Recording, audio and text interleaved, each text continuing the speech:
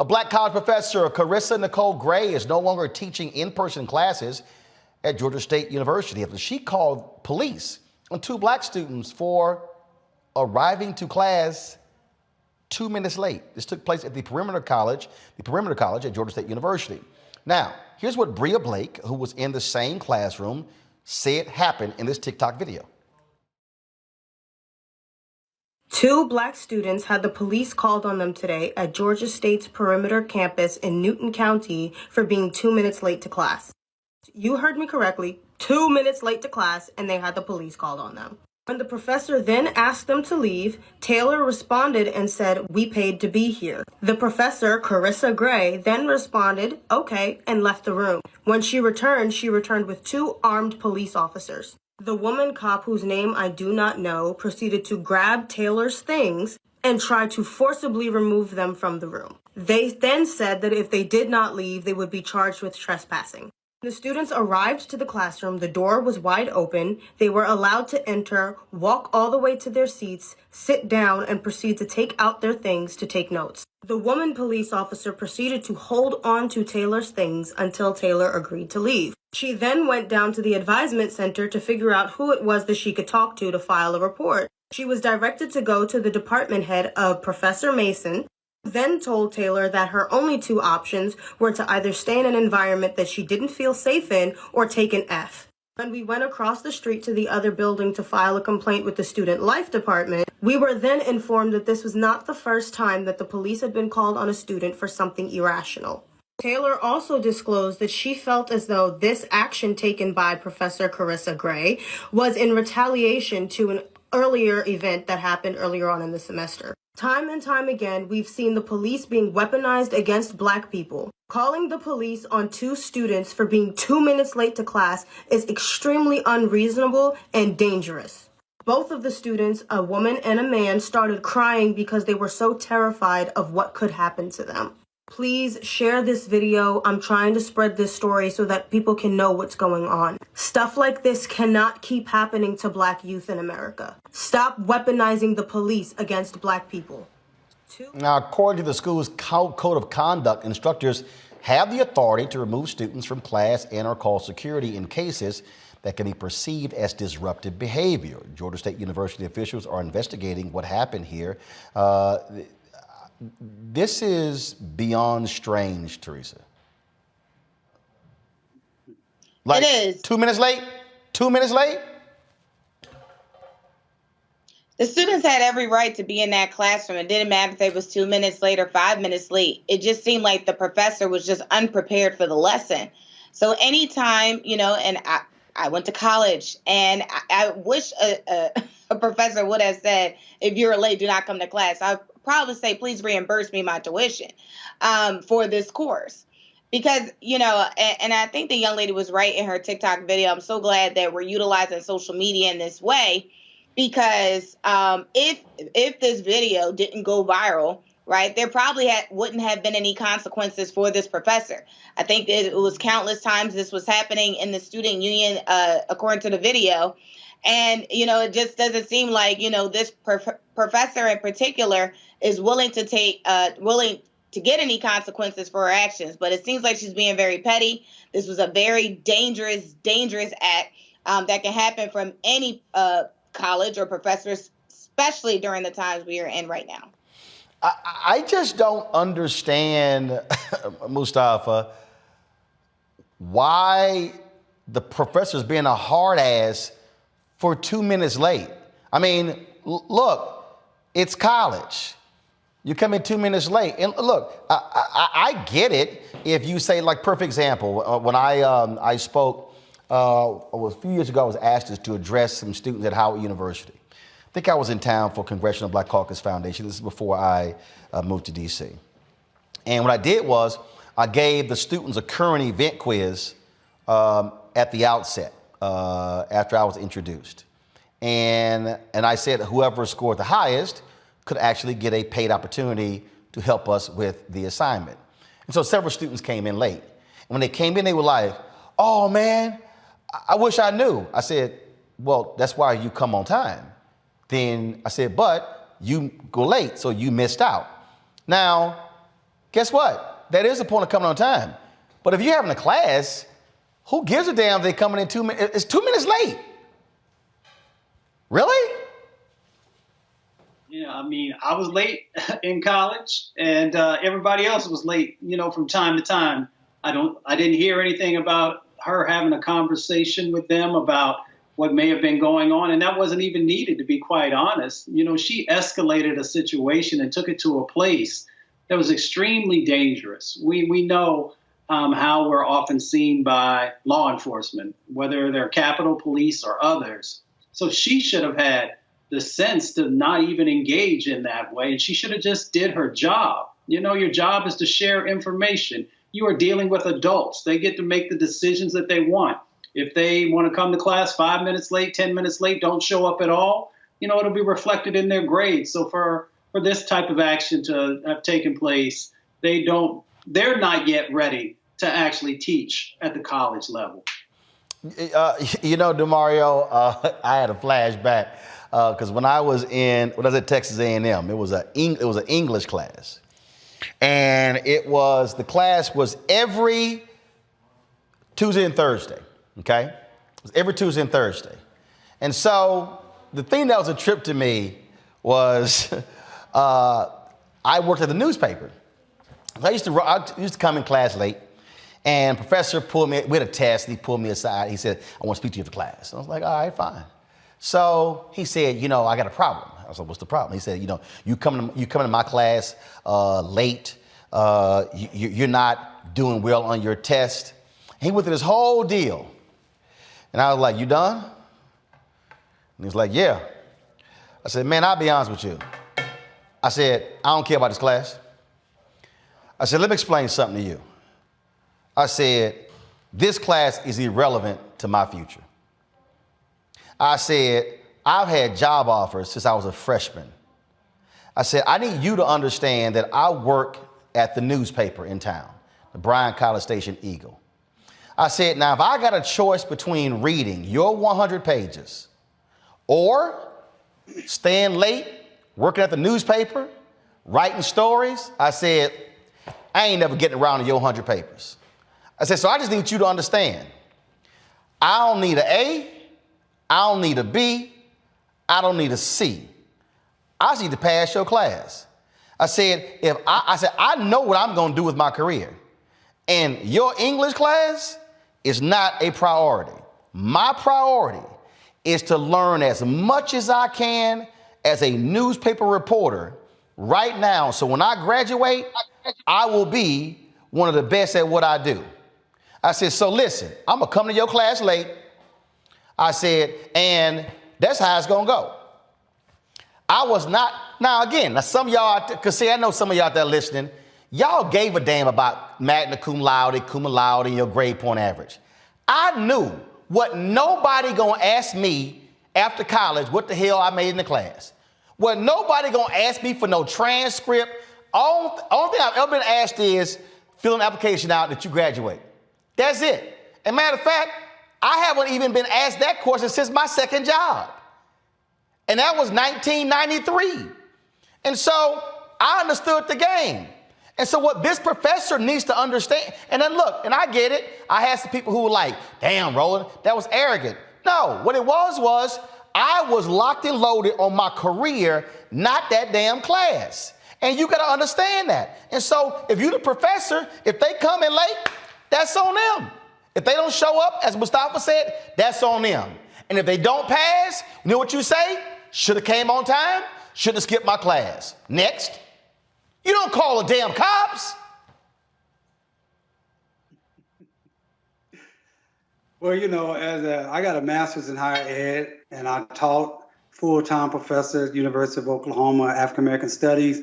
I've also taught graduate courses at Langston University, the only historically black college or university west of the Mississippi here in Oklahoma, here in Tulsa. And I am very rigid when it comes to my syllabus and it comes to being on time. I'm a former athlete, as you know, and to me, to be on time is to be late. And so I'm very strict about that. But the way that I do it is if you are late a certain amount of minutes, you just get docked off some points. These people are adults. So I would say in this situation that she totally overreacted. I think she broke the law. I think that's a false, she made a false police report based on the information we have now. So I think that's a crime. I think she's also could be liable for civil liability, intentional infliction of emotional distress. That's outrageous. I think someone already said that. It's outrageous conduct to go get the police because someone is 2 minutes late. That's ridiculous, especially in this environment when we know, as the young lady stated, the weaponization of police puts us in harm's way. We can be beaten, we can be tased, we can be pepper sprayed, we can be killed just by having police conduct, and therefore you shouldn't have this unnecessary police interaction. I think she's also potentially liable for some negligence, the entire school. If they have a policy that you just showed, Roland, that says, oh, you can call the police if someone is being unruly in your class, but they haven't given her proper training on what is considered unruly behavior, simply walking into a class late, not unruly behavior. Now, if you're in there fighting, cussing, refusing to leave, then maybe so. But literally walking in 2 minutes late, as a former college professor, as someone who has taught many, many courses over the last 15 years, that's completely ridiculous. She should be held accountable both criminally. I think they should think about filing a lawsuit against her and the university. See, here's why I'm not even docking points. And I've been an adjunct professor, University of Texas at Arlington. And this is the philosophy that I have. First of all, the classroom ain't a job. Again, I don't know what you got going on before. I don't know if you may have had transportation issues. I don't know what went on. So I'm not tripping on that whole thing. I ain't tripping on that. So again, it's 2 minutes. And the reason why, and again, I know somebody watching, because y'all see on the chat, y'all like, Roland, you was special. Yes, I was special and different. Because again, this is what college professors have to understand. One, who am I dealing with? It's a perfect example. Journalism class. We had an assignment, and it was a test day. So here's what they would do. They would give you a set of facts on a sheet of paper. And you then would have to write a story based upon the set of facts on the sheet of paper. It was a Monday, Wednesday, Friday class. It was 50 minutes. I came to the class 15 minutes late. I left the class 15 minutes early. I told you it was a 50-minute class. So the next class, professor asked me to stay after class. And she said, Roland, you made an 84 on this paper. Had you applied yourself and not came to class late, left class early, then you could have made a better grade. I said, Dr. Thomas, I'm gonna be honest with you. I didn't care about your A. She goes, what? What do you mean? I said, Doc, I need you to understand something. I purposely came 15 minutes late, and I purposely left 15 minutes early. I said, because I had to teach myself how to write a story in 20 minutes. I said, because see, Doc, I'm going to graduate, and I'm going to be in a situation where we're going to be on deadline, and I'm going to come back from a scene. I'm going to have to sit down and write a story in 20 minutes on deadline. And if I've never practiced writing a story on deadline, then I'm not going to be good at writing a story on deadline. I said, so here's what you're going to do. You're going to tell me how I made an 84. And then you're going to tell me where I missed those 16 points. And the next class, I just want you to know, I'm coming in here 15 minutes late. And I'm leaving 15 minutes early because right now, I am putting myself in a position to be great in my craft. Man, she looked at me like I was crazy. And so then she got an attitude with me. And finally, I had to say, you know what, Doc, let's just do this here. Why don't you teach the rest of the students and then I'll be over here? I said, because you know why? None of them want to be in journalism. They all in here because they failed the other colleges. They're just trying to get a degree. I know what the hell I'm trying to do. I'm focused on my career. So if you can't help me get to my goals in my career, then let's move on. Now, she could have called the cops if she wanted to, but I needed her to understand she was dealing with a different type of student because my vision was totally different and I was clear on what I was trying to do. I had some other professors who saw that and said, Roland, we teach you differently than we teach the other students. So the point I'm making is this here. When you in college, you grown. You don't have a mama and daddy telling you when to wake up, telling you when to go. You don't have to come to class. And again, it's on you as a college student. And if you can shake your head all you want to, DeMario, but if that college student decides to be late or not come, they're going to suffer the consequences of their actions. But the consequences of their actions should never be the professor calling the cops on them for being 2 minutes late. Well, no question about that. I think we all agree on the cops. When we're talking about college, and I've taught both undergrad and graduate students, there's a difference here. Graduate students, people are working, they have families, they have really good reasons why they may be able to make a career. No, player. Whole bunch of us, hold up. You were athlete. You were athlete. A whole bunch of us had to work in undergrad.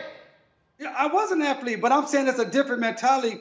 I believe in teaching to transgress, bell hooks. I believe in utilizing the classroom and the college education to help people become adults. I don't believe that people in college, just because you're 18 or 23, 22 years old, that you grown. Just because you outside your home, you still haven't fully developed. And we're trying to create. No, you grown. No, you grown.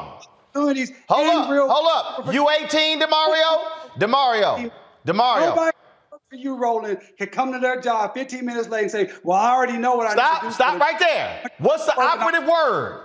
Stop right there. What's the operative word you just used? I don't know. Everything I said was bars. No, what's the operative word? You said if somebody come to your job, your employment. Job. Yeah. That's it. College ain't a job.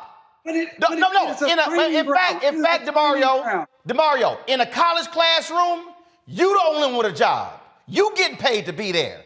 I'm paying to be there. We got a different philosophy. We got a different philosophy on what is the college experience. It's not even about the grade. It's not even about necessarily what's the actual subject, unless you're dealing with some type of hard science or something that's really specific to a career. It is about teaching someone and helping someone, guiding them to be an adult, to be the best version of themselves. And if people think they can just show up when they want to and leave when they want to, that's not real life. Particularly yes, it is. Hold up. Wait. DeMario, it is real life when you are, no, follow me here. DeMario, it's real life when you get to make decisions, and then whatever the consequences of your decisions, you then have to live with them. See, that's the whole point. So, no. See, at some point, and I'm going to put Mustafa and Teresa in here, at some point, we've got to accept the reality that when you are no longer in high school, it does change. You no longer have your mama and daddy saying, get your butt up, the school bus is going to be here. Or I'm coming back in 20 minutes and I'm dropping you off. No, you have to get yourself up. You have to feed yourself. You got to get there. And what I'm saying is, if that person chooses to come in late, that's on them. What happens to them as a result of their decisions, that's how they learn the lesson, Mustafa.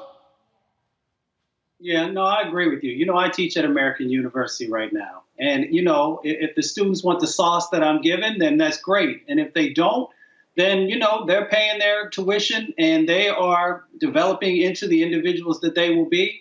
You know, but you don't put students in a life and death situation. That's what this is about. That this teacher, this professor, put those two young men in a life and death situation, and we should stay focused on that.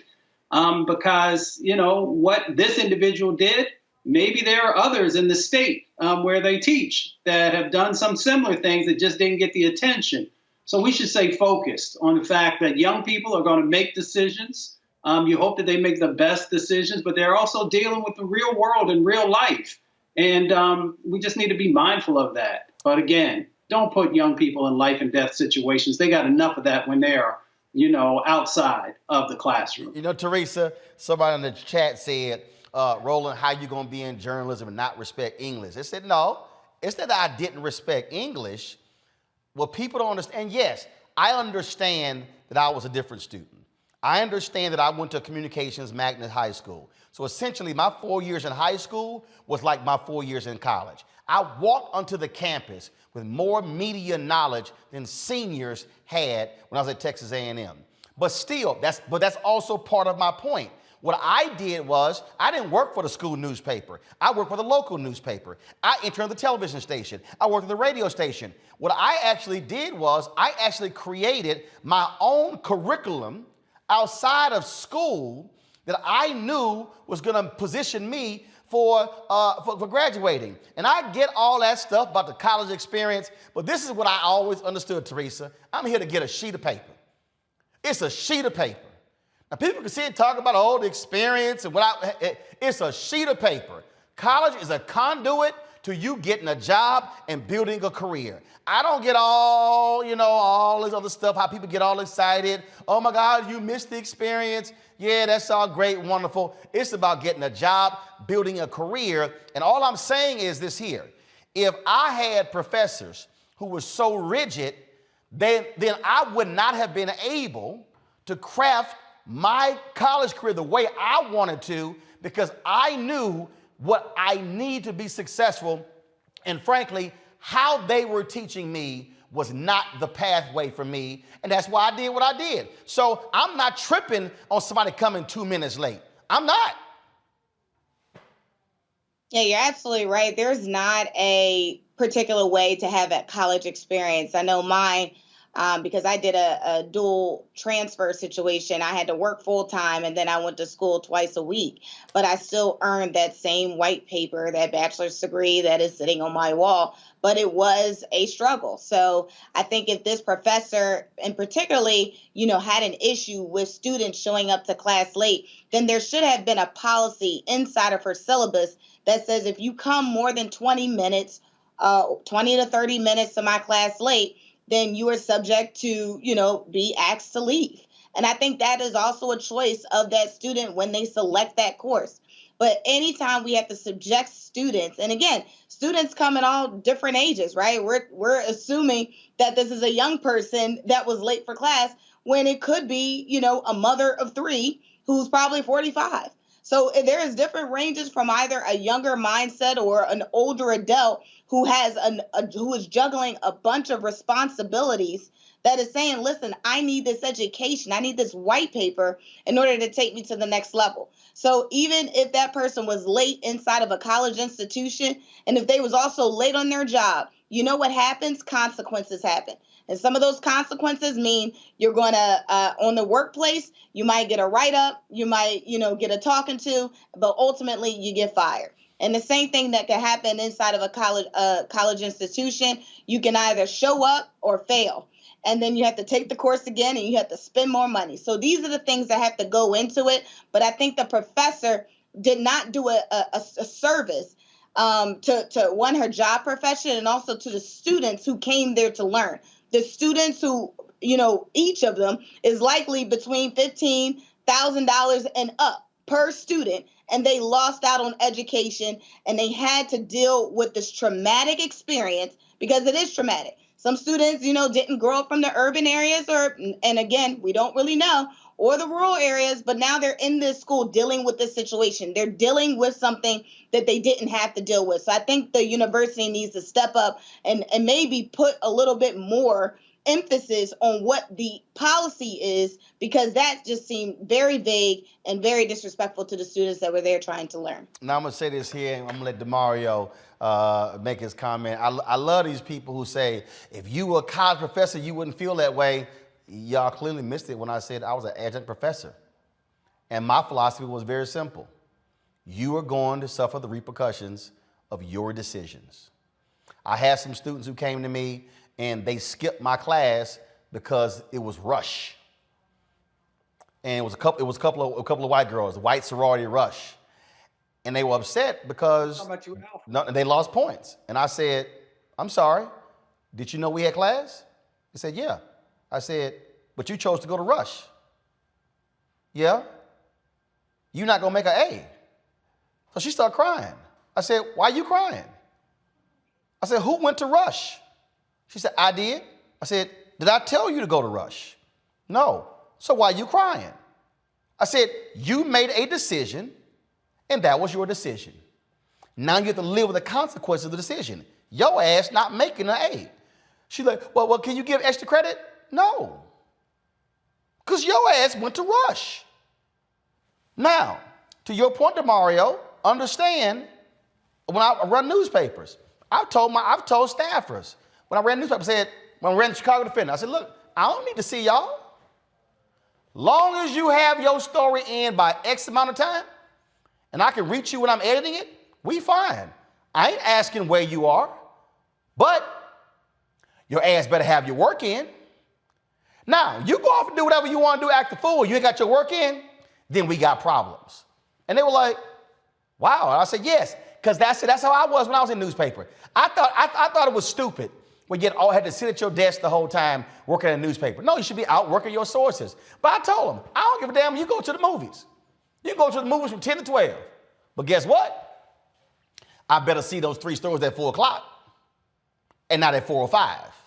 Again, that was a situation where you control your time. And that's all I'm saying. And I just think that sometimes you got some professors who act a fool. And now in this case, they back in class. She not. Looks like somebody might have learned a valuable lesson.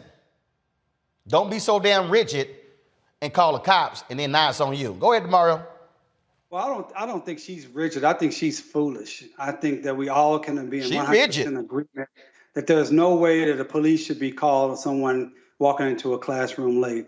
And my simple point to close out this segment, if you want it to be over with, is that as a college student. Hold up now. Now I'm going to decide when it's over with, but go ahead. That's what I said. No, I had somebody in the chat say, okay, Roland, let's move on. I was like, Erica Williams? No, I said if you. I'm just saying, I'm calling her out. I said, Erica Williams, okay. You don't decide when I move on. I do. Go ahead. Right, this is the Roland Martin show. This is Roland Martin Unfiltered. So I understand that. Roland Martin Unfiltered. That's why you be punking me, don't let me talk. But that's cool. I'm cool with that. Listen, I'm just simply saying, from my perspective, I have an associate, master's, bachelor's law degree, taught at university. I've been at universities for 27 years. I believe that the university experience overall, not for very unique individuals like your career path, or even my wife's, Mia, who's also a journalist. It's a kind of a different career path on a college campus. But part of it is teaching these young people, most of the time, to Teresa's point, not all the time, as undergrads, how to be adults, how to be responsible, how to talk if they have an issue, right? If they're saying, look, I have to work late some nights, or I have children, how to be able to approach the professor, go to office hours and say, this is my issue, how to communicate. Then I also believe as a professor, it's on me, as Bell Hooks talks about in her book, Teaching to Transgress, it's on me to make the classroom experience something that the students want to participate in, that they want to show up in, even if it's a subject that's not relevant necessarily to their career path, but they're so enthused and excited about my teaching style, what we're talking about, and the material, how I make it come to life, that they want to show up early. They want to be there. They want to participate. So that's my point. Well, I'm going to tell you right now, you tripping on 2 minutes late, man. Go on with that nonsense. I hope she don't get a job. But it's also a disrespect that if you walking in 15 minutes late while I'm lecturing or talking, and you just come in and do what you want to do. Hey, Don. Because it's like, do you not respect my time? Because this is my profession. No, guess what? No, and guess what? If I walk in 15 minutes late, your ass keep talking. Yeah, that's disrespectful. No, it's not. See, I had stuff to do. I'm coming out of an athletic background. You walk into practice 15 minutes late, you're going to run. Hey, guess what? We ain't talk. Hold up. Do you want me to pull up Allen Iverson? We talking practice. Not the game. Practice. Not the game.